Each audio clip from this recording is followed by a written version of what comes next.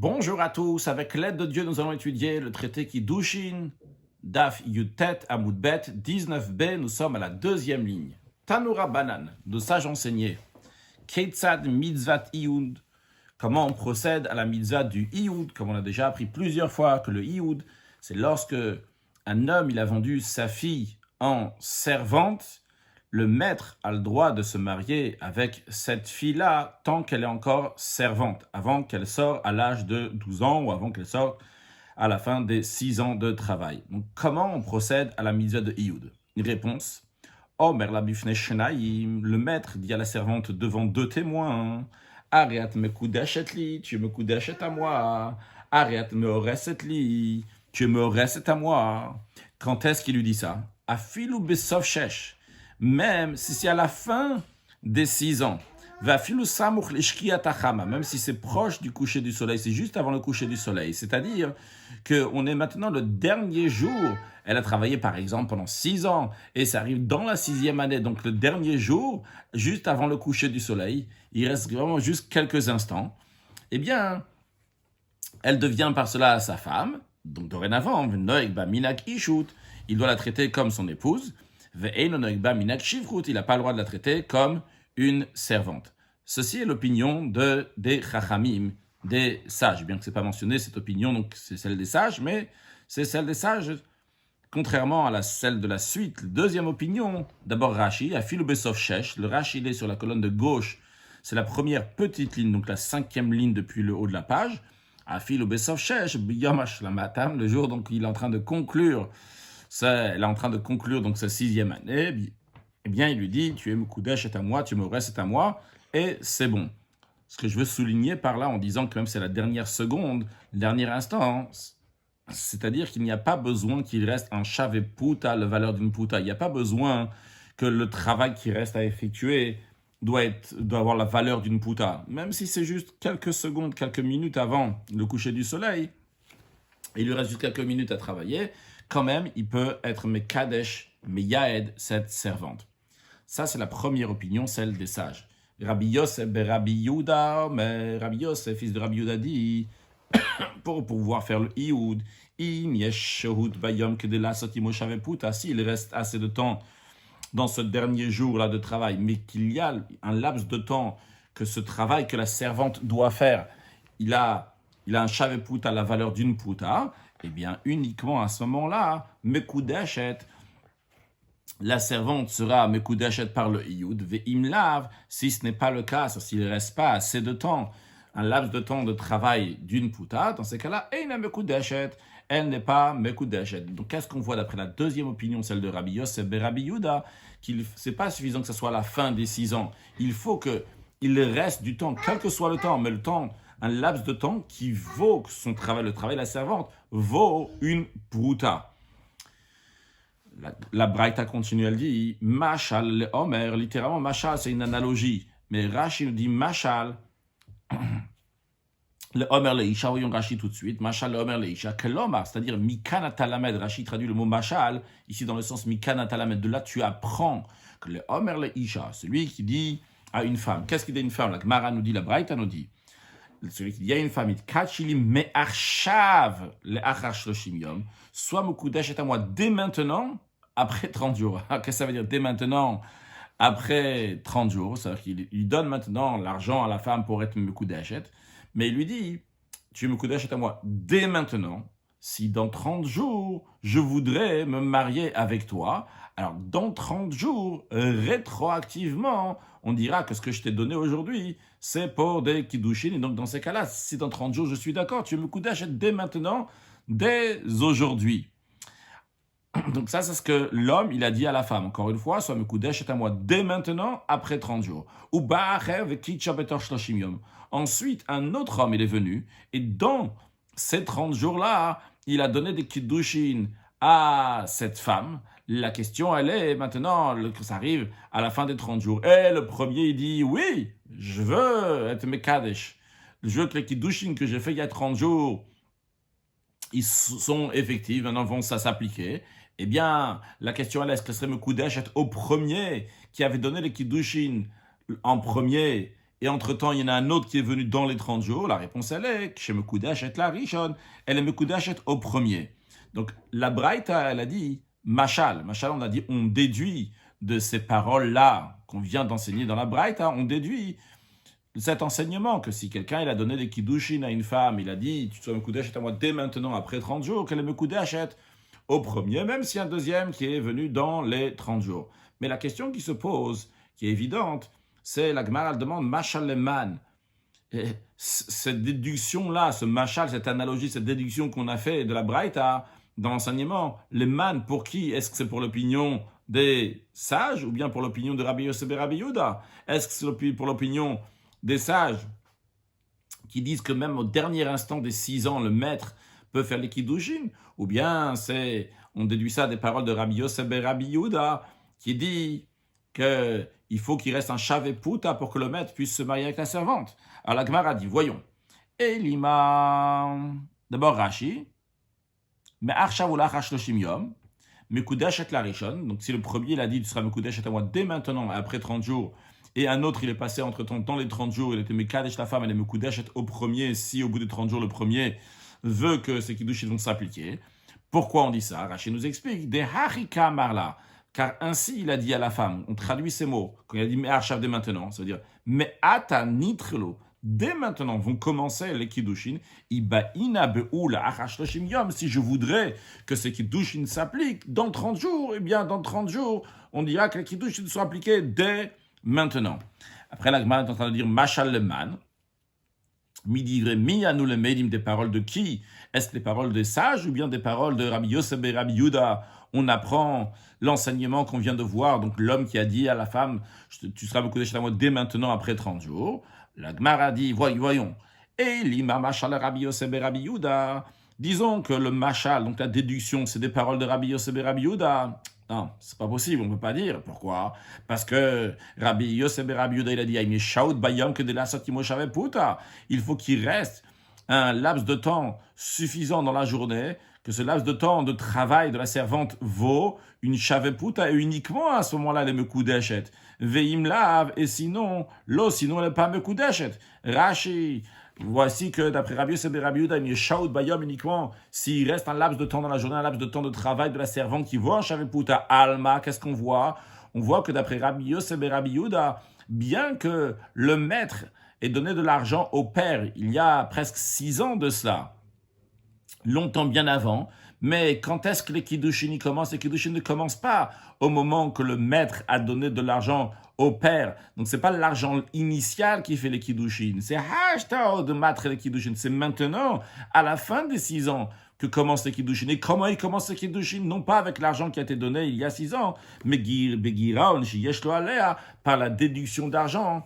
Chez Yeshlo Alea, qu'il a sur elle lui doit de l'argent. C'est-à-dire, elle lui doit de l'argent, elle lui doit ou de l'argent, ou bien un travail de l'argent. Et donc, elle doit travailler chez le maître pour rembourser cet argent-là de shaveputa. Et le maître lui dit, tu sais quoi, cette shaveputa, cette valeur de puta, tu vas la garder pour toi et tu seras mekudesh à moi. Donc, on voit que les kiddushin commencent à la fin des 6 ans. Ça ne ressemble pas donc au cas qu'un homme dit à une femme, aujourd'hui, sois mekudesh à moi dès maintenant, si je veux, dans 30 jours. Donc, on ne peut pas comparer ça donc, au cas que le maître, il a donné de l'argent au père, il a dit, si je voudrais à la fin des 6 ans, elle sera mekudeshet à moi. Non, parce que d'après Rabbi Yosef et Rabbi Yehuda, le mariage se fait à la fin des 6 ans par la shaveputa que la servante doit au maître. C'est donc, la Gemara dit en effet, Amaravacha beredera, Ravacha beredera dit, Machal Rabbanan. La déduction qu'on vient de faire, c'est des paroles de Rabbanan des sages. Les sages ont dit que lorsque le maître il a donné de l'argent au père, donc au début de la servitude de la servante de sa fille, lorsque le maître il a donné de l'argent, c'est de l'argent qui est destiné aussi donc pour des kiddushin pour un mariage. Et même à la fin des 6 ans, même s'il reste quelques instants avant le coucher du soleil, elle est encore sa servante, eh bien il lui dit, tu vas être meyued à moi, tu vas être mekudash, tu vas être mores à moi. Eh bien, par cela, on dit que rétroactivement, l'argent qui a été donné au début de sa servitude, que le maître a donné au père au début de sa servitude, vont être considérés comme des kiddushin. Ce qui est le parallèle, donc le machal, à celui qui dit à une femme, je te donne de l'argent dès maintenant. Les kiddushin vont s'appliquer, si je suis d'accord, au bout de 30 jours. C'est la même chose que le maître, il donne de l'argent au père et il n'a pas dit, mais si les kiddush, c'est évident, donc il y a aussi les kiddushin qui sont là. Que s'il voudra faire les kiddushin, donc au bout des 6 ans, eh bien, les kiddushin seront valables avec l'argent qui a été donné. Donc, il y a bien longtemps avant, qui correspond encore une fois à celui, je répète encore une fois, à celui qui a dit à une femme, tu seras coûté chez moi dès aujourd'hui, si je veux dans 30 jours, c'est exactement la même chose que le maître qui donne l'argent au père et que la fille sera Mekudesh même au dernier instant avec l'argent des kiddushin qui ont été donnés bien avant. Ok, alors on comprend bien le parallèle, en effet, on peut bien déduire donc ce cas d'un homme qui a dit à une femme, sois Mekudesh dès maintenant si je serai d'accord dans 30 jours, on peut le déduire des paroles des Rabbanan qui disent que le maître peut faire le Ioud même à la fin des 6 ans avant le coucher du soleil. Mais la Gemara demande une autre question. Pshita, c'est évident qu'on peut déduire ça des paroles des sages. Pourquoi la Braïta a besoin de le souligner? Rashi Pshita de Matsinou de Meilaf. Ah pardon, des Rashi d'abord, les Rabbanan. Donc, il livre Chacham et des paroles des sages, à nous les Meidim, on apprend des Amre qu'ils disent à Philo un shaot, que même si il n'y a pas un laps de temps de travail d'un Shavet Puta, on est juste avant le coucher du soleil, quand même, le maître peut faire le iyud. Pourquoi? Des kassav et que les sages pensent que les karnituma otarishonot, c'est pour ceci que l'argent initial du maître au père ont été donnés. Des ibaïn al yehud, que si le maître va vouloir faire le iyud, donc épouser la servante par iyud, et iyud, ça va être considéré donc un iyud, un mariage, mais archav dès maintenant, dès le début de la servitude, lorsque le maître a donné de l'argent au père, c'est considéré un mariage dès maintenant, s'il voudra la mariée même au dernier instant de sa servitude. Des ilav, mais à ishata matrele, car si tu vas pas dire que c'est à partir du premier instant, à partir du moment que le maître il a donné de l'argent au père, si tu dis pas que c'est à partir de ce moment-là qu'on commençait les kiddushin, mais kachash, avec quoi il est mekadesh ta femme maintenant, il reste même pas un laps de temps de faire un shaveputa, on est juste avant quelques minutes avant le coucher du soleil, il n'y a pas le temps que la servante va faire un travail de shaveputa, et tu dis elle est mekudesh, avec quoi elle est mekudesh, on est obligé de dire que d'après les rabbanan, d'après les sages, avec quoi le maître fait les kiddushin, c'est avec l'argent qu'il a donné au début au père. Donc les kiddushin, ils ont commencé dès le moment que le maître, il a donné l'argent au père pour que cette fille-là va être servante. Et s'il voudra, plus tard, cette fille sera mekudesh à lui. Et sur ça, la Gemara a demandé, ok, on est d'accord, on peut déduire ça des paroles des sages. On peut déduire le cas qu'un homme, il a dit à une femme, sois mekudesh à moi dès maintenant, au bout de 30 jours, si je serais d'accord. Mais pshita, Rachino, ils expliquent, pshita, c'est évident, de Matsino le mail, qu'on peut le déduire des paroles des sages. La Gemara répond, non, c'est pas si évident que ça. Mao de Teima, sans l'enseignement de la Braïta, tu aurais pu dire, allo amar le me arshav. Dans le cas de Iyud, le maître, il n'a pas dit au père que les kiddushin vont prendre effet dès maintenant. Et quand même, on voit quoi? Que le Iyud, il va prendre effet, même que le maître, lorsqu'il a donné de l'argent au début de la servitude, quand il a acheté la servante, il n'a pas dit que les kiddushin soient valables, mais arshav.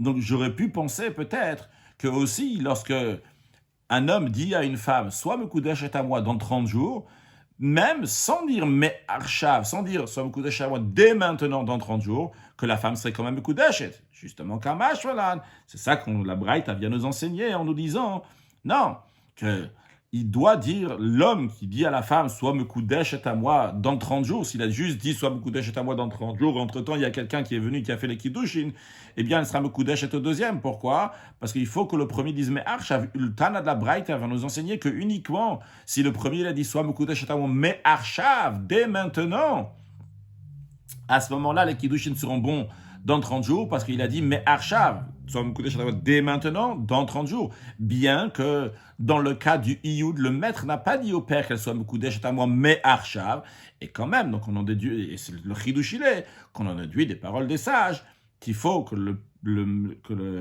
monsieur, l'homme qui veut marier cette femme-là, donc dans 30 jours, ils lui disent, soit mekudesh à moi dès maintenant, si je voudrais dans 30 jours, sur le texte de Rashi, ce qu'on vient de dire oralement, ma ou de teima lo amarle.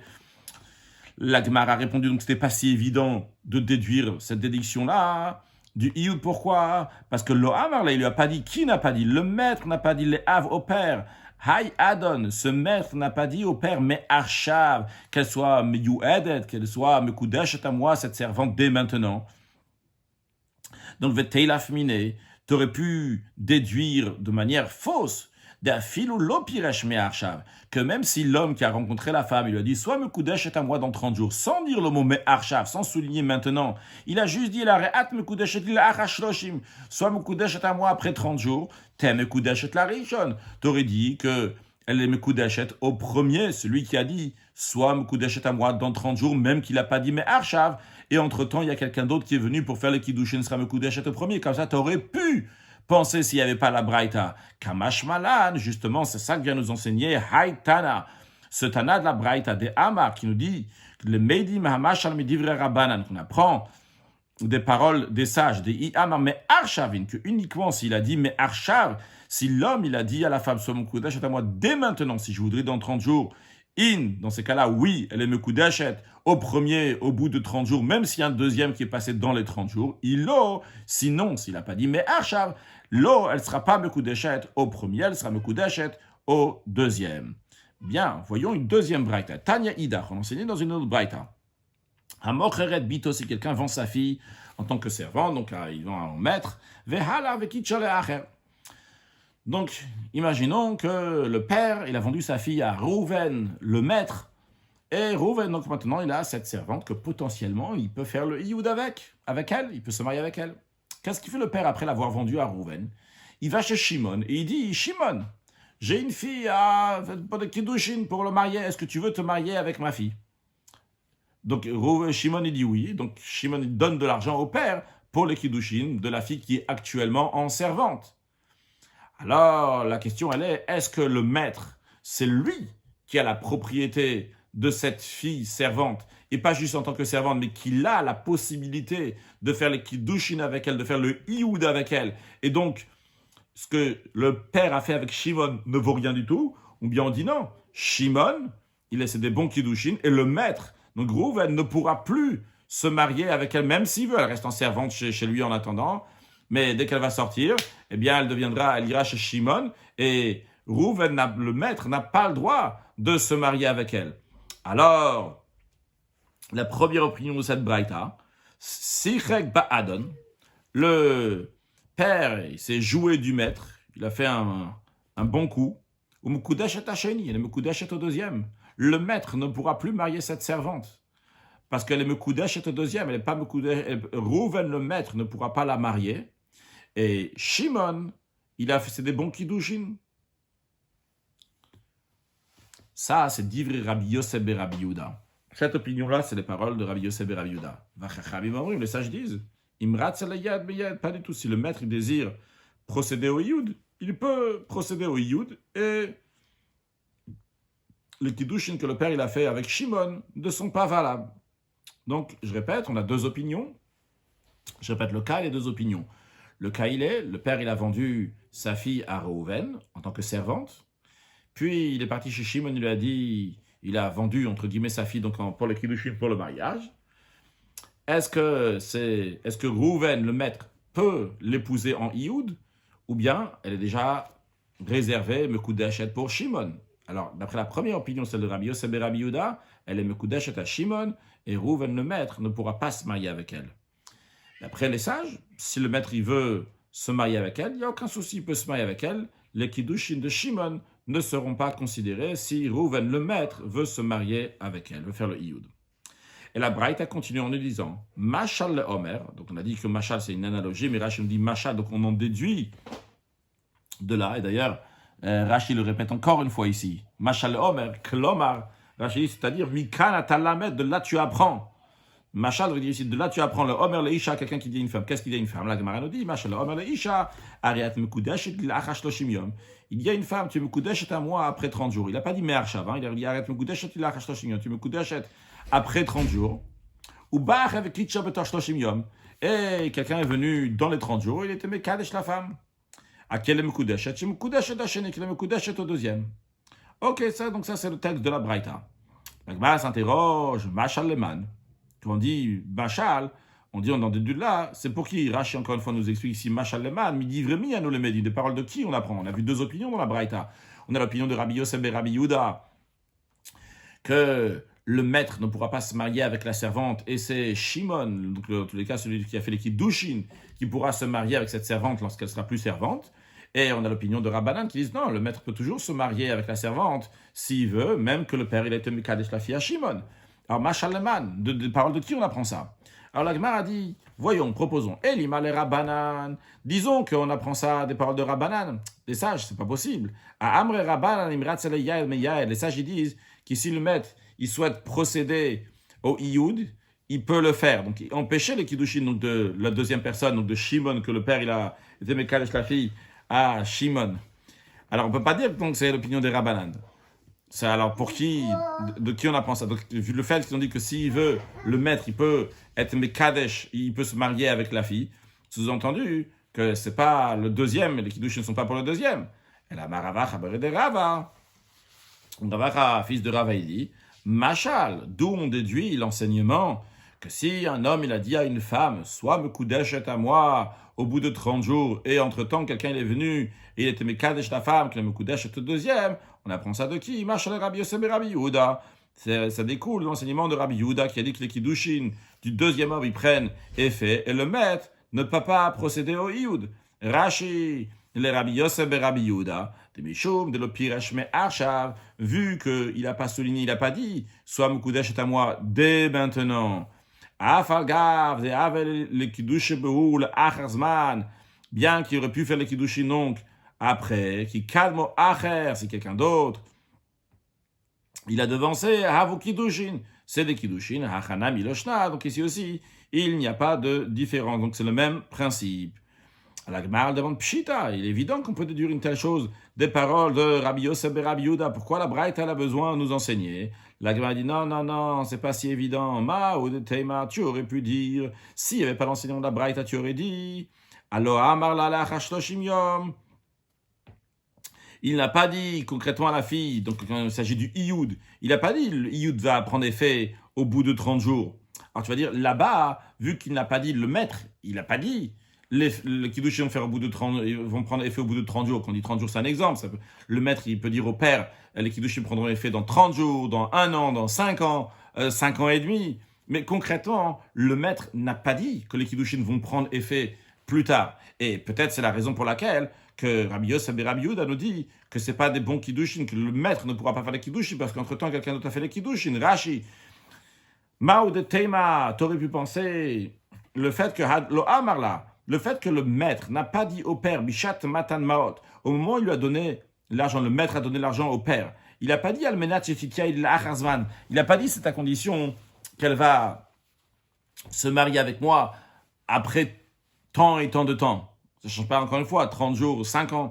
Ou Mishumach Yamar Rabbi Yosef de Mekudeshet Hasheni. Donc j'aurais pu penser que c'est uniquement dans ce cas-là que Rabbi Yosef dit elle est Mekudeshet au deuxième, quand le père il est parti chez Shimon, il lui a dit tu veux être Mekadesh ma fille, et Shimon donc était Mekadesh la fille qui est actuellement donc en servante. Vu que pourquoi Shimon pouvait faire ça, pourquoi le maître pouvait être Mekadesh la fille à Shimon, c'est parce que Rouven le maître n'a pas dit au père qu'elle sera Mekudeshet à moi dans tant et tant de temps. Mais j'aurais dit que dans un cas que le maître il a dit qu'un homme il a dit à une femme, soit Mekudeshet à moi après 30 jours. Afal gav de lo amar me arshav. J'aurais pensé que même s'il n'a pas dit me arshav, même il n'a pas souligné dès maintenant, chayle hashta. J'aurais dit que les kiddushin commencent dès maintenant. Ou Mekudeshet la richon, imirtze mesaj shloshim. J'aurais dit donc il a Mekudeshet au premier. S'il veut à la fin des 30 jours comme ça, j'aurais pu penser s'il n'y aurait pas eu la braïta. Encore une fois, s'il n'y avait pas eu la braïta, j'aurais pensé déduire des paroles de Rabbi Yosef et Rabbi Yehuda que dans un cas où quelqu'un il dit à une femme soit Mekudeshet à moi dans 30 jours, sans dire mais arshav dès maintenant, il dit soit Mekudeshet à moi dans 30 jours, que la femme sera Mekudeshet au premier, même si dans les 30 jours il y a un deuxième qui est passé. Ah, il n'a pas dit mais arshav, c'est pas grave s'il n'a pas dit mais arshav, il fallait juste dire en tous les cas, il fallait juste qu'il le dise.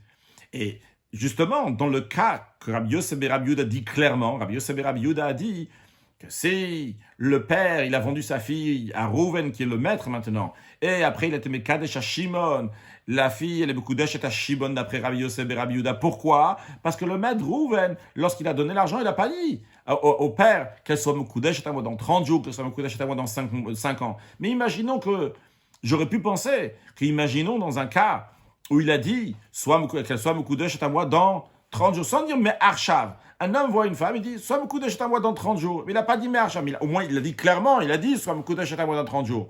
J'aurais pensé que d'après Rabbi Yosef et Rabbi Yehuda, même s'il n'a pas dit Me'acham, c'est considéré des bons Kiddushin. Donc, si quelqu'un il est venu dans les 30 jours, il était Mekadesh la femme, elle serait Mekudeshet au premier. Justement, Kamash Malan, c'est ça que vient nous enseigner la Braïta, qu'il en est rien, c'est-à-dire Rashi Kamash Malan, des Damoua, Dade qui ressemblent un cas à l'autre, de Keivan de Talakatuv Iyud Bemaot Alalu. Car le fait que la Torah fait dépendre les Kiddushin de Iyud, donc lorsque le maître va se marier avec la fille, ça dépend de quoi? Ça dépend de l'argent qu'il a donné au moment de la vente. Mais et quand est-ce que ça va se venir le mariage? Uniquement plus tard.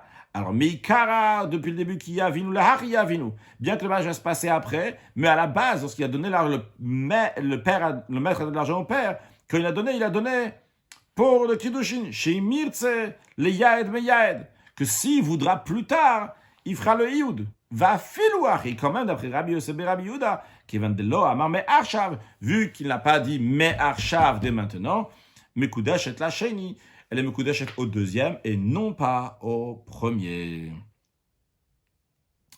Tanya Yidach, on enseignait dans une autre braïta. Hamor eret bitos, quelqu'un qui vend sa fille ou pas sa kalmenat shelo yaed, mais il a dit au maître, écoute, je te vends ma fille, mais tu ne te marieras pas avec elle, je veux pas que tu l'épouses. Donc, est-ce qu'il peut faire une condition ou pas? Est-ce que le père, lorsqu'il vend sa fille au maître, il peut lui faire une condition? Je te la vends uniquement pour la servitude, mais non pas pour l'épouser. Eh bien, la première opinion, celle de Rabbi Meir, dit Kayem Batnaï, la condition est valable. D'ivrer Rabbi Meir sont les paroles de Rabbi Meir. Les sages disent, si on se rappelait donc l'opinion qui dit quoi, Rabbi Meir, Chachamim, mais les sages disent, Imratza le Yaed me Yaed. Si le maître, il veut procéder au Iyud, il peut faire Iyud. Ce que le père, la condition que le père il a dit, elle n'est pas valable. Pourquoi?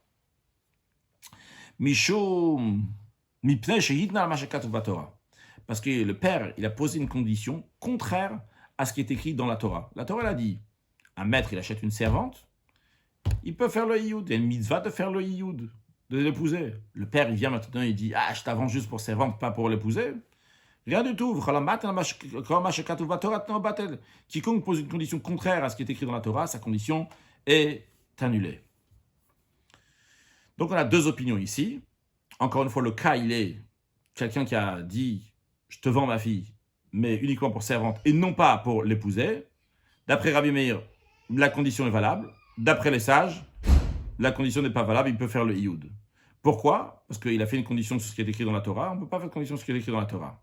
La Gemara s'étonne sur l'opinion que Rabbi Meir pense comme ça, ou le Rabbi Meir Tna Okaya. Bon, d'après Rabbi Meir, une telle condition est valable. C'est-à-dire que le père peut faire une condition, bien qu'il y ait écrit dans la Torah, que le maître peut faire le Iyud avec la fille. Rabbi Meir dirait que quelqu'un il peut faire une condition, dire que sa fille, elle ne va pas se marier, épouser le maître. Tanya, pourtant on enseignait dans une autre braïta, qu'on voit que l'opinion de Rabbi Meir est différente. On enseigne dans une autre braïta, voici le cas de la braïta.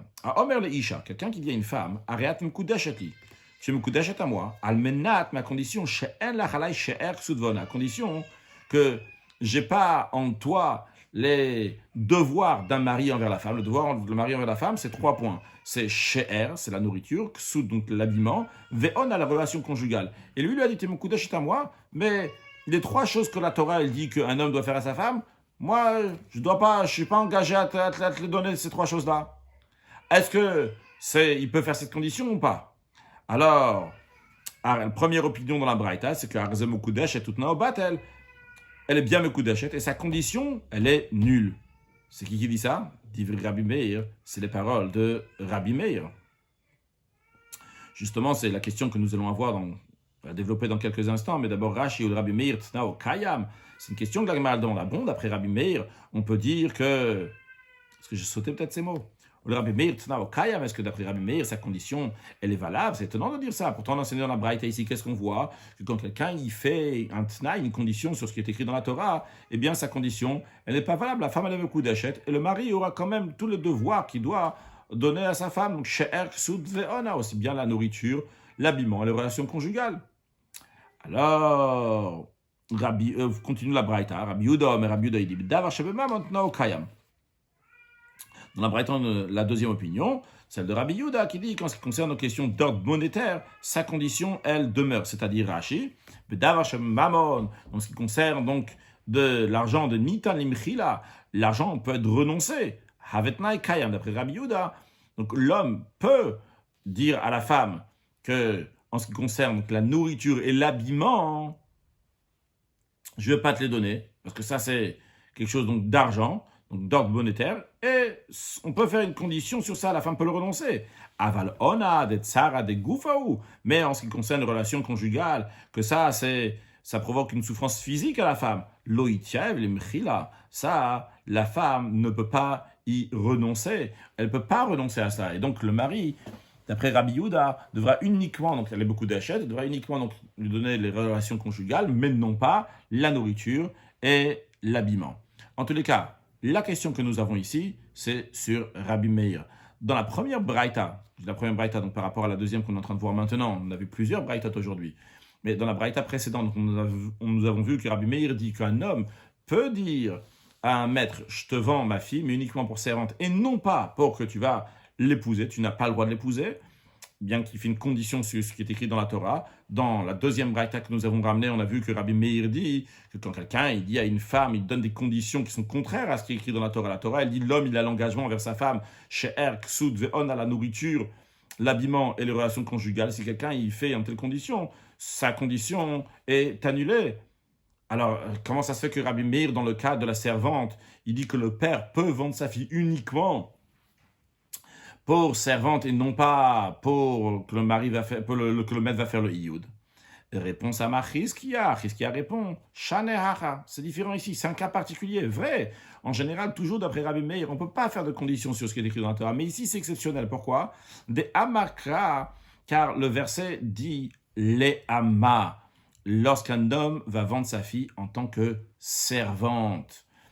Le fait que la Torah l'a rajouté, qu'il vende sa fille en tant que servante, pour nous dire que des fois, des fois, ça va arriver qu'il va la vendre uniquement les Hama en tant que servante. Et d'après Rabbi Meir, qu'est-ce que ça veut dire qu'il va la vendre des fois uniquement en tant que servante? Dans un cas, justement, où le père fait cette condition avec le maître en lui disant « Je te vends ma fille, mais uniquement les Hama en tant que servante, tu ne veux pas le Iyud ».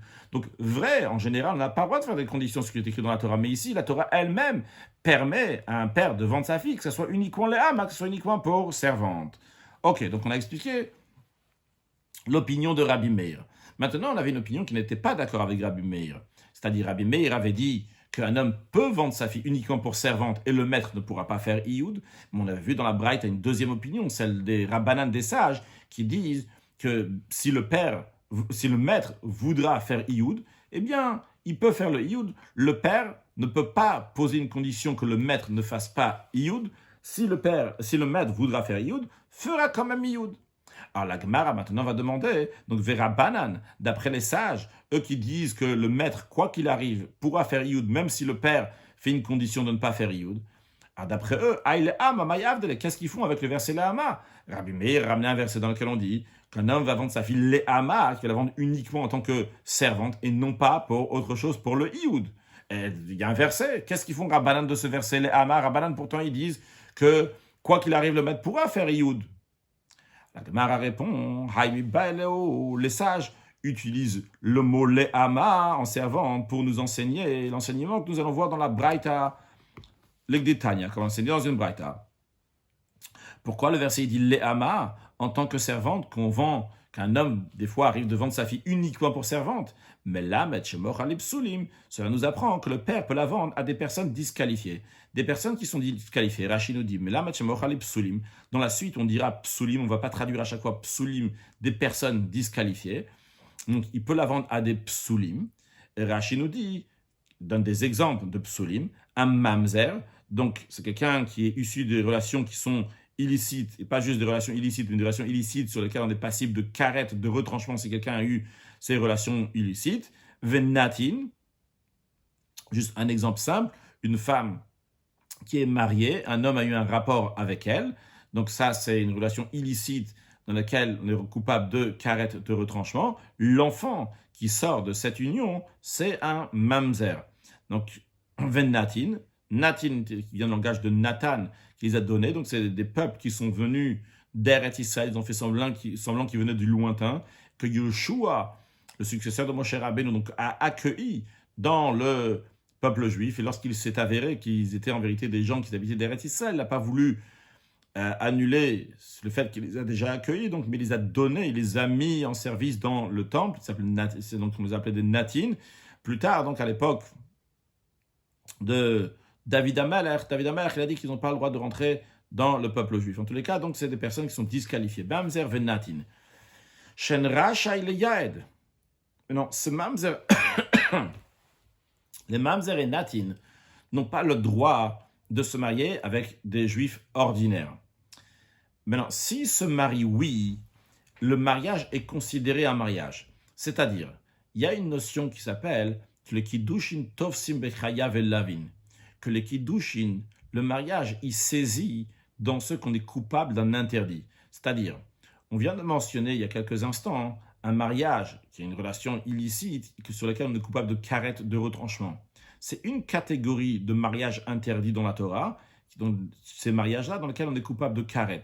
Donc ces mariages, ou plutôt dire ces rapports, ces unions, donc qui sont interdites, sur lesquelles on est coupable de karet, de retranchement, même si ces deux personnes-là se sont entre guillemets mariées, c'est entre guillemets marié, on appelle peut-être ça un mariage, mais halachiquement parlant, ce n'est pas un mariage, dans le sens que le kiddushin, le mariage n'est pas tofes, ne saisit pas, ça n'existe pas cette notion de mariage. Ce n'est pas un mariage, la Torah ne considère pas ça un mariage. En revanche, en ce qui concerne les psulim, les personnes disqualifiées comme le mamzer et natin, si eux se marient avec un juif ordinaire, une juive ordinaire, eh bien, le mariage est quand même considéré un mariage, bien que c'est interdit. Parce que kiddushin tov sim bechayav elavin, parce que les kiddushin saisissent, s'appliquent lorsque c'est des chayav elavin, ceux qui sont interdits par un lave seulement, entre guillemets, c'est seulement un interdit. Quand on dit seulement, c'est par rapport à la relation interdite sur laquelle on est coupable de karet, de retranchement, ça, on est coupable seulement. C'est seulement un lave, donc un interdit. Sur un lave, en général, on est chayav malkout, donc 39 coups de bastonnade. Mais ce n'est pas le sujet maintenant. Donc, en tous les cas, là, je me suis avancé un peu sur la suite. Là, il peut la vendre à des psulim, à des gens qui sont disqualifiés. Mamzer venatin, j'ai repris le Rashi. Shen Rashi et les Yaed, qui ne pourront pas se marier avec elle. Ve'einanim karetai la shifrut bilvad. Ok, je n'aurais pas voulu dire tout de suite là, cette chayav elavin, mais je suis avancé. Donc, pour l'instant, ce qu'on voit ici, c'est que d'après les sages, d'après la première opinion que nous avons ici dans cette braïta, pourquoi il y a écrit Léama en tant que servante? Pour nous dire qu'elle peut être vendue uniquement en tant que servante. Dans quel cas, le père peut la vendre à un mamzer, à un natin, à des psulim, à des personnes disqualifiées. Il peut les vendre. Mais ces gens-là, quand ils achètent cette fille-là, ils l'achètent uniquement pour servitude, non pas pour se marier, vu que c'est interdit de faire un mariage. Ils ne pourront jamais donc épouser cette fille. Ils n'ont pas le droit, d'après la Torah, d'épouser cette fille. Donc c'est pour ça qu'on a besoin du verset Léama pour nous dire que oui, on peut quand même cette fille-là peut être vendue chez eux, bien qu'elle pourra pas, ils ne pourront pas la marier.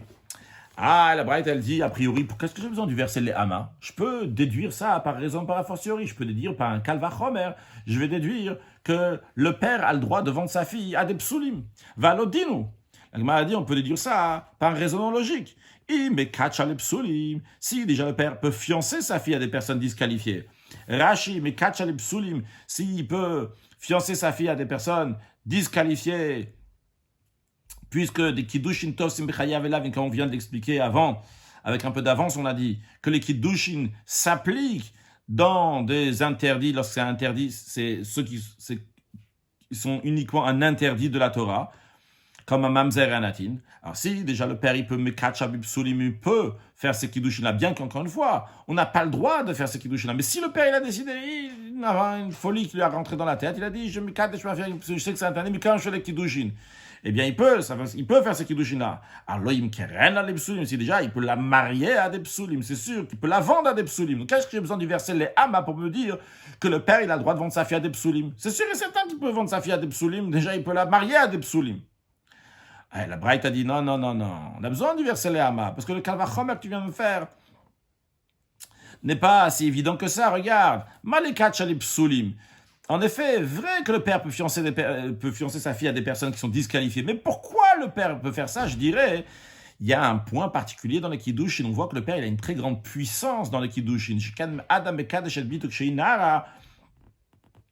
Vu que le père peut vendre sa fille lorsqu'elle est nara, lorsqu'elle est entre 12 ans et 12 ans et demi. C'est-à-dire, il y a le stade de la fille elle est ktana, c'est de 0 jusqu'à 12 ans. Il y a le stade de la fille lorsqu'elle est nara, de 12 ans à 12 ans et demi. Jusqu'à quand le père peut faire la kiddushin de sa fille? Jusqu'à qu'elle a 12 ans et demi. Donc on voit que la Torah elle a donné beaucoup de terrain, entre guillemets, à son père pour le kiddushin. Jusqu'à 12 ans et demi, il peut faire les kiddushin de sa fille. C'est la raison pour laquelle on va dire qu'il peut faire les kiddushin même avec des psulim, parce qu'il a un terrain qui est large jusqu'à 12 ans et demi, tu vois. Alors la Torah elle est aussi large sur ça, qu'il peut faire les kiddushin avec qui il veut. Mais est-ce que tu vas dire, Imkiren al psoulin? Est-ce que tu vas me dire qu'il va la vendre à des psoulim? Non, tu ne vas pas faire cette déduction-là qu'il peut la vendre aussi à des psoulim. Pourquoi? Parce que un homme a un terrain qui est restreint en ce qui concerne la vente de sa fille. Il peut la vendre uniquement jusqu'à tant qu'elle est ktana. Mais lorsqu'elle est nara, lorsqu'elle a 12 ans, ça y est, il ne peut plus la vendre. Les kiddushin, il peut le faire jusqu'à qu'elle a 12 ans et demi. Alors on dit, là-bas, il peut même la faire des kiddushin avec des psulim. Mais vu que la vente, il peut la faire seulement jusqu'à 12 ans, on va dire que c'est restreint. Il ne pourra pas la vendre à des psulim. Mais justement, vu que ce kalvachomer donc ne peut pas avoir lieu, Talmud l'homme à Le'ama, c'est pour ça que j'ai besoin du verset Le'ama pour nous dire que oui, la Torah, elle dit, Kalvachomer, tu n'aurais pas pu déduire, mais grâce au verset de Le'ama, on déduit qu'un homme peut vendre sa fille à des psulim. Là, Metchemoch des psulim, de l'en apprend que le père peut vendre sa fille a des psulim. Rashi, le imkeren a les psulim bitmia. Donc ça, c'était le kalvachomer qu'on aurait pu faire, que si déjà il est mekadesh sa fille à des psulim, c'est sûr qu'il peut vendre à des psulim. Et la Gemara, elle a dit non, parce que on peut pas dire ce kalvachomer, toujours dans le texte de Rashi. Le kacha psulim keloma, c'est-à-dire mal, il est kander. Qu'est-ce que tu cherches à remettre en question al mekacha les psulim? Et en déduisant le fait qu'il peut être mekadesh sa fille à des psulim, vu qu'il peut fiancer sa fille à des personnes disqualifiées, c'est pour cela aussi qu'il pourra la vendre à des personnes disqualifiées. C'est pas vrai. La raison pourquoi on dit qu'il peut être mekadesh sa fille à des psulim ne demande pas de question de là-bas. Pourquoi? Parce qu'on retrouve que le kiddushin, la Torah lui a donné encore plus de terrain. Shafil ou bishevia simanim. Même lorsque la fille a 12 ans, elle a amené des signes de puberté. Mekacha, il peut être mekadesh sa fille. Qui dit al-finan le'el, comme on a appris avant, mais v'yatzachina men kasef. Du verset v'yatzachina men kasef, on a appris que l'homme peut fiancer sa fille jusqu'à l'âge de 12 ans et demi. Vu que la Torah lui a donné un terrain qui est plus grand pour les kiddushin, plus grand jusqu'à 12 ans et demi, c'est la raison pour laquelle aussi, qui peut être mekadesh sa fille à des personnes qui sont disqualifiées, il peut la fiancer avec des personnes disqualifiées. Mais est-ce que tu vas déduire de là, toujours dans Rashim, Keren, les psulim, bitmia, ça c'est avec étonnement, est-ce que tu vas déduire de là, qui va la vendre?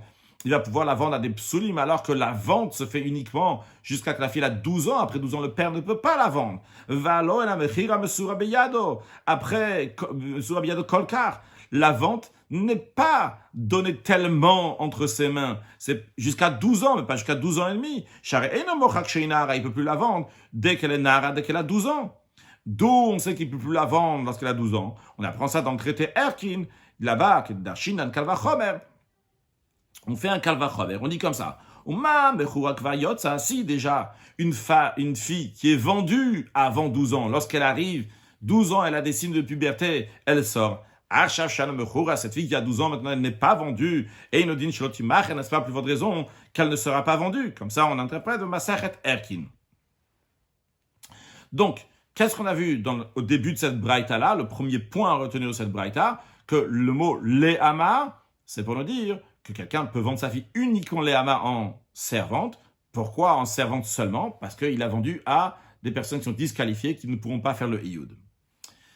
Deuxième opinion dans la Braïta, Rabbi Eliezer Omer, Rabbi Eliezer dit, Im le lamet shemocha lipsulin. Si tu veux me dire que Le'ama, le mot Le'ama, qui vend sa fille en tant que servante, c'est pour nous dire qu'il peut vendre sa fille à des personnes disqualifiées, il n'y a pas besoin de ce verset-là. Rigva Nemar. La Torah l'a déjà dit, Imra'a be'einea donea. Si elle est désagréable, elle ne plaît pas, elle est déplaisante aux yeux de son maître. Alors là-bas, dans le contexte, la Torah, elle parle, quelqu'un, il a acheté une servante, et La Torah lui donne la mitzvah de se marier avec elle. Et la Torah dit, si cette servante-là déplaît aux yeux du maître, il ne veut pas se marier avec elle, etc., etc. Donc, en tous les cas, on voit l'expression là-bas, Imra'a be'ene adonea, si elle est déplaisante aux yeux de son maître. Mais Rabbi Eliezer nous dit qu'on dit Imra'a be'ene adonea, c'est pas juste déplaisante aux yeux du maître, mais Shera Benisuea, elle est déplaisante aux yeux de la Torah, dans le sens qu'elle est déplaisante que le maître ne peut pas se marier avec elle. Parce que les Nisouin ne sont pas bons. Rashi, Shira, Benisuea, Sheasualo, qu'elle lui a interdit. Miatav, c'est les Bakidushin. Les Kiddushin s'appliquent quand même. Parce qu'on a dit même quand c'est des personnes disqualifiées, c'est seulement si c'est un Chayav et Lavin, si c'est un interdit donc de la Torah, non pas un rapport interdit en tant que carré de retranchement, mais uniquement un lave, eh bien, le Kiddushin vont s'appliquer. Qui est dicté, comme il est écrit, Asher lo ye'ada, qu'il ne s'est pas marié avec elle, Asher lo ye'ada, ça c'était aussi Asher lo ye'ada, qui s'est marié avec elle, lo ye'ada. Mikan, de là on apprend, Shem Mochalib Sulim. Donc, il y a Imra ben Adodea, Asher, la suite du verset, c'est Asher lo ye'ada. Lo ye'ada, Rashi ramène ici Asher lo ye'ada avec un Aleph, mais ça se dit avec un lamed vav, donc Asher lo ye'ada, qui se marie avec elle. Donc, même Ra ben Adonea, et il s'est marié avec elle. Mikan de l'en apprend, Shemor Halipsulin, qui peut la vendre à des gens qui sont, à des personnes qui sont disqualifiées. Donc, en tous les cas, Rabbi Eliezer dit, Rabbanan, donc c'est la première opinion de la Braïta ici, Rabbanan, vous voulez déduire de l'Ehama pour dire qu'on a le droit de la vendre à des psulim, mais ça, on apprend dans Imra Beine Adonea. Il y a cette possibilité, donc qu'il est Ra Beine Adonea, que c'est pas des bons mariages pour le maître, et quand même, il peut l'acheter. Donc, Mochal psulim, on apprend déjà de Imra Beine Adonea.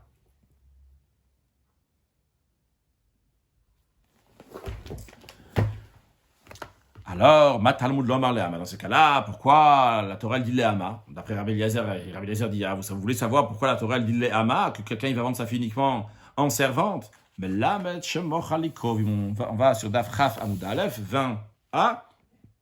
Rabbi Eliezer dit, qu'est-ce qu'on apprend de Le'ama? On apprend qu'un homme peut vendre sa fille à des proches parents, bien qu'ils ne sont pas en mesure de l'épouser, comme Rashi nous dit, bien qu'il n'y a aucune possibilité d'épouser ici, chez un Kiddushin Tov Simba, les proches parents, c'est Chayav et Kritout, s'ils ont des rapports, c'est Chayav Karet, c'est coupable de retranchement, donc il n'y a aucun moyen de l'épouser. C'est la raison pour laquelle, d'après Rabbi Eliezer, le mot Le'ama vient nous dire que quelqu'un il va vendre sa fille Le'ama uniquement pour nous dire qu'il peut la vendre même à des Krovim, même à des proches de famille, qu'ils pourront uniquement les Hama, ils pourront l'acheter en servante, et non pas pour l'épouser. Ah, et a priori, on pourrait dire, Valodinu. Qu'est-ce que tu as besoin du verset les Hama pour me dire que la personne peut vendre sa vie à des proches de famille, bien qu'ils ne vont pas l'épouser, je peux la prendre par un Kalvachomer. Je suis à quel Kalvachomer en disant, Imochalip Sulim, si déjà le père peut vendre sa fille à des personnes disqualifiées, le imkeren, les krovim, il ne peut pas les vendre à des proches parents, quand il la vend à des psulim, c'est un mépris pour la famille. Et pourtant, il a le droit de le faire. Alors, si c'est pour des proches, c'est quand il les vend à des membres de famille, c'est sûr qu'il pourrait le faire. La Braït a dit non, tu ne veux pas faire ce kalvachomer-là de dire que si déjà il peut la vendre à des personnes disqualifiées, il peut la vendre aussi à des proches de famille. Tu ne peux pas déduire ça d'un kalvachomer. Pourquoi? Parce que mal le mochalip psulim, s'il la vend à des psulim, le Passou, le Mamzer et le Natin, ils ont quand même la possibilité de faire Iyud. Vrai, c'est interdit d'après la Torah. Mais s'ils vont faire des Kiddushin, les Kiddushin, Tov Simba, les Kiddushin seront valables. Donc, il y a un potentiel ici de Kiddushin. Comme on l'a vu dans le Rashi de la page d'avant la fin. Lo Ye'ada, vrai, Ra Beine Adonea, elle est mauvaise. Et la Torah dit déplaisante, c'est un mariage qui est interdit, mais quand même, le Shaloyad, il a la possibilité. S'il va il va transgresser, et le mariage serait considéré un bon mariage. Alors comment tu veux dire, Imkeren alikrovim, tu veux en déduire, qu'il va aussi pouvoir la vendre sa fille à des proches de famille, que les proches de famille, les proches de famille ne pourront jamais faire ioud. C'est-à-dire que si le père, il a vendu sa fille à des proches de famille, donc le maître, qui est le maître de cette servante-là, pourrait jamais faire ioud. Donc tu ne pourras pas déduire que si déjà le père, il peut vendre sa fille à des psulim, c'est sûr et certain qu'il pourra vendre sa fille à des proches parents. Parce que les psulim, eux, ils peuvent quand même faire ioud, tandis que les proches parents ne pourront jamais faire ioud. C'est la raison pour laquelle qu'on a besoin du verset Amaka le Ama. D'après Rabbi Eliezer, donc c'est la raison pour laquelle que le verset dit le Ama, mais là, pour nous dire qu'il peut la vendre à des proches parents. Donc nous avons la question, on avait la question, comment ça, d'après Rabbanan, qu'est-ce que les Rabbanan ils vont faire avec le verset Léama? Alors on nous a répondu, les Rabbanan ils vont dire Léama, on apprend qu'il peut la vendre à des psulim, il peut la vendre à des personnes qui sont disqualifiées. Donc si on résume, on a vu 3 manières comment expliquer Léama. La manière comment Rabbi Meir en premier nous a expliqué Léama, donc si quelqu'un vend sa fille en servante, c'est-à-dire tout simplement il a fait une condition avec le maître, il lui a dit je te vends en servante, mais tu ne pourras pas l'épouser. Deuxième explication que nous avons vue dans la Braïta, qui disait, donc si quelqu'un il va vendre sa fille Léama, c'est-à-dire qu'il va la vendre à des psulim, à des personnes donc, qui sont disqualifiées. La troisième opinion, celle de Rabbi Eliezer, qu'est-ce que ça veut dire s'il va vendre sa fille Léama, pour nous dire que s'il va vendre sa fille à des proches membres de famille. Et donc, les deux cas, que ce soit des psulim, il la vend uniquement pour servante et non pas pour le mariage, que ce soit pour des krovim, pour des proches membres de famille, il la vend uniquement Léama en tant que servante et non pas pour faire faire le ioud. Donc, on a la réponse à nos questions. On avait donc Rabbi Meir, lui c'est clair, donc il dit Léama, donc en tant que servante, c'est pour nous dire, donc il peut faire une condition, exceptionnellement, il peut faire ici une condition, parce que la Torah, elle dit qu'il peut faire une condition.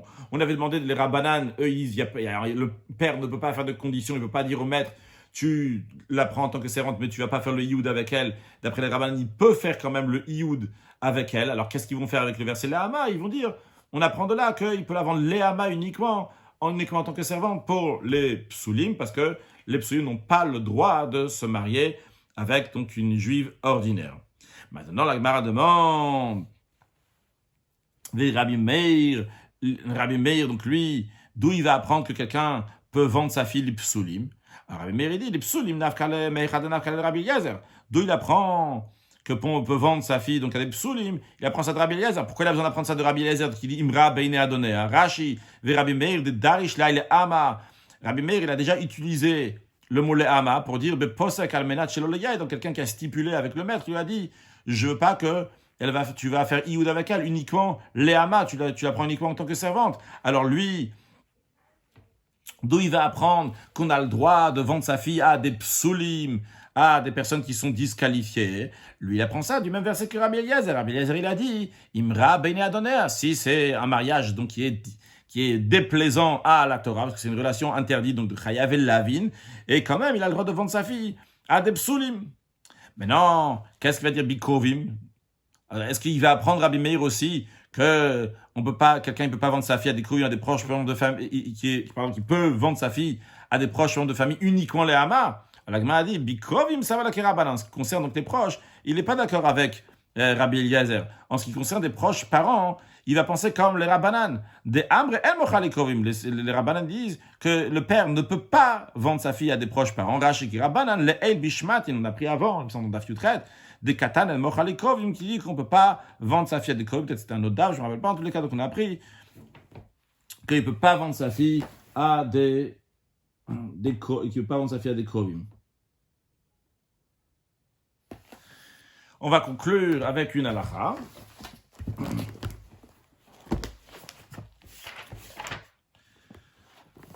Donc,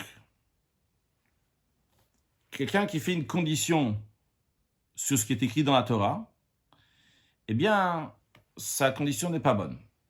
Quelqu'un il fait des conditions, donc au moment de Kiddushin, il a dit qu'il ne va pas avoir de relation conjugale avec sa femme. Eh bien, sa condition est annulée. Pourquoi? Parce qu'on vient de dire que tout celui qui fait des conditions, ce qui est écrit dans la Torah, eh bien, si c'est à l'exception que c'est quelque chose de monétaire, si c'est pas quelque chose de monétaire, tna ou batel, son tnaï, il est annulé. En revanche, si il a fait les conditions, il a dit donc que la femme n'aura pas she'er yisut, qu'elle n'aura pas donc il va pas l'habiller, il va pas la nourrir, eh bien, là, sa condition, elle est valable, parce que quand quelqu'un il fait une condition, c'est quelque chose de la Torah, qui est donc monétaire, il a le droit. Conclure avec un mot de Chassidut, que Tzemar Tzedek explique, avant de dire ce que le Tzemar Tzedek explique, c'est expliqué dans plusieurs endroits, que dans le monde, il y a 4 mondes spirituels, du bas vers le haut, c'est Asiya, Yetzira, Bria et Atzilut. Dans le monde de Asiya, il y a beaucoup de Malkulo, Rubo Kulora. Dans le monde de Yitzhira, c'est moitié du bien, moitié du mal. Dans Bria, Miutora, il y a une minorité de mal et une majorité de bien. Maintenant, ces trois mondes-là correspondent au Evet Kanani, au serviteur cananéen, donc le plus bas dans le monde de Asiya, après le serviteur hébreu, le serviteur juif dans le monde de Yitzhira, la servante hébreu dans le monde de Bria. Et Tzemach Tzedek, il explique ça qu'il est dit, Imra be'ene Adonea, le monde de Bria, qui a un peu de mal, Ra, elle est mauvaise aux yeux au pluriel de son maître. Ça rejoint l'idée de ce qui est dit que lorsque le peuple juif fait la volonté d'Akadosh Baruch Hu, Dieu est mashgiach, fait attention avec ses deux yeux. Et au moment qu'ils ne font pas la volonté de Dieu, Akadosh Baruch Hu le regarde uniquement avec un seul œil. Alors, il dit Imra, c'est ça qu'il est dit Imra, Bene Adonai, s'il est mauvais aux yeux de son maître. C'est-à-dire que le maître ne le regarde pas avec les deux yeux. C'est-à-dire que la Hashgacha, Eliona, la providence de Dieu, de faire des miracles surnaturels, il n'y a pas ça. Ototeinu l'oreille, on ne voit pas les miracles. Et c'est ça chez l'Oyeada. L'Oyeada, le Iyud, c'est quand le Iyud, c'est lorsqu'il y a le Bet Hamikdash, qu'à ce moment-là, Veshachanti Betocham, et Yekresh Yived, le Chacham, Yived, la même expression de Iyud, Venoat le Chacham, Dieu de rencontrer là-bas. Et en effet, Shalosh Parim Bashana, Yere, 3 fois par an, on va voir Kadosh Baruch Hu, de la même manière que on vient voir Kadosh Baruch Hu nous voit, nous voyons Kadosh Baruch Hu, et lui nous voit. Et là, c'est avec les deux yeux, et son Eretz Israël, comme il est écrit, Eine Hashem Elokei Chaba, que les yeux d'Akadosh Baruch Hu sont en Eretz Israël, que Dieu fasse que très prochainement, tous ensemble, on va aller en Eretz Israël, et en attendant même les derniers instants de l'exil, on va voir Eine Hashem Elokei, on va voir les deux yeux d'Akadosh Baruch Hu, qui est une bonne Hashgacha pour chacun de nous, avec une excellente santé, la joie, le bonheur, Mashiach now, excellente journée.